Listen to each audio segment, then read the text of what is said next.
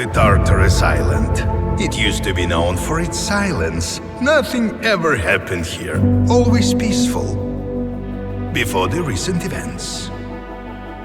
By the way, you really need to know that the town is in danger at this very moment. The Fallen and pursuing beasts are attempting to advance to the battle zone in the direction of the city's fortifications. In general, Nerafon is in uproar.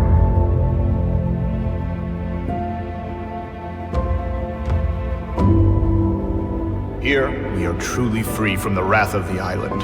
Only here, shoulder to shoulder with your people, do you start to understand the true nature of freedom. True freedom is the absence of all fear. It is the confidence that nothing bad will happen anytime soon. It is having confidence in a bright future. If you don't have this, you are not and never will be free. But don't you worry. Don't be fearful of it. Ark may be a gloomy-looking city from the outside, but it's radiant from the inside. Most importantly, just respect our ways and abide by the rules. I usually feel at peace here.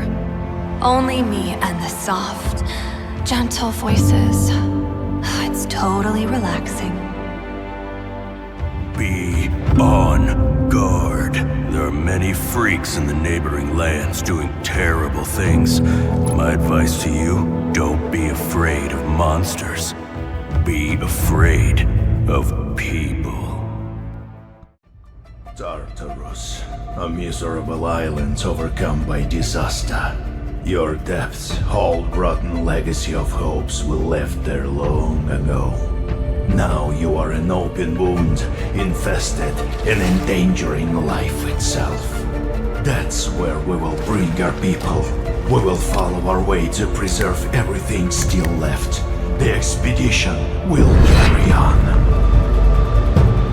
Tartarus can be nominally divided into two parts. The left one is where people have established their settlements. New communities appear there, as well as new trade routes and conflicts. This is where the main storyline unfolds, and PvE locations are situated. You will start here.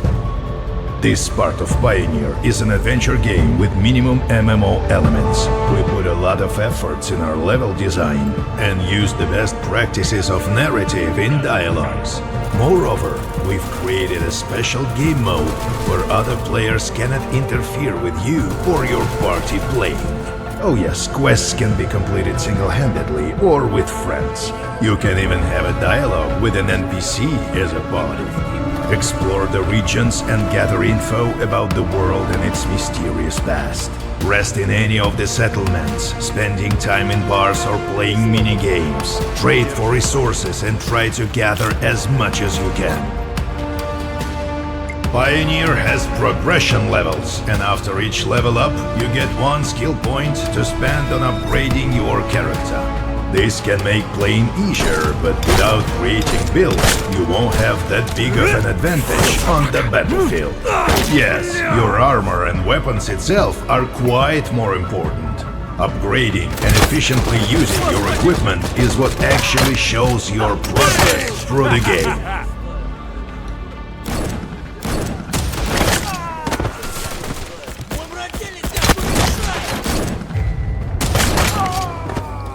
Ты выпендривались? Нечего было выеживаться. Just like certain monster slayer, a skillful character in Pioneer needs two guns. One for killing monsters and another for punishing teammates or, rarely, other players. You can enhance your weapons or modify your equipment on the workbench, but every step of it consumes resources. Weapons can be modified more comprehensively by upgrading a submachine gun to a machine gun, for example, or by just adding modules which increase your weapon stats on the move. Upgrading the most interesting and powerful equipment demands unique blueprints and resources. And that's the catch. The rarest of the loot can be found only on the right part of the island.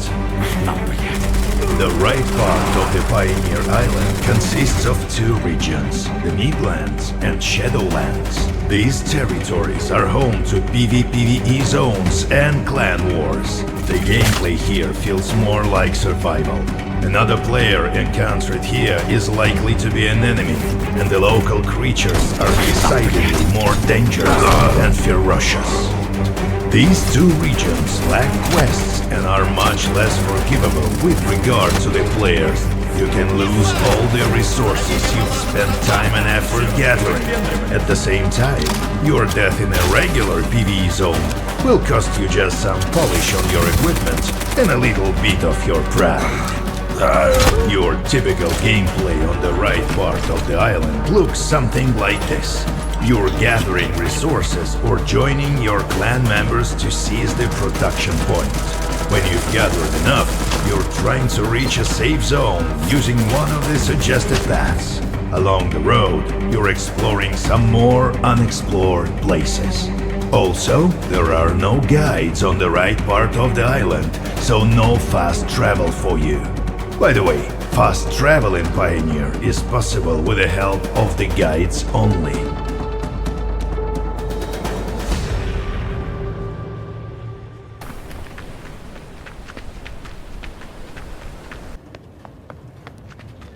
In addition to PvP, MMO fans will enjoy our raids and world bosses adapted to the realities of MMO FPS. After all, it would be fun to see how familiar activities look in unfamiliar conditions, wouldn't it?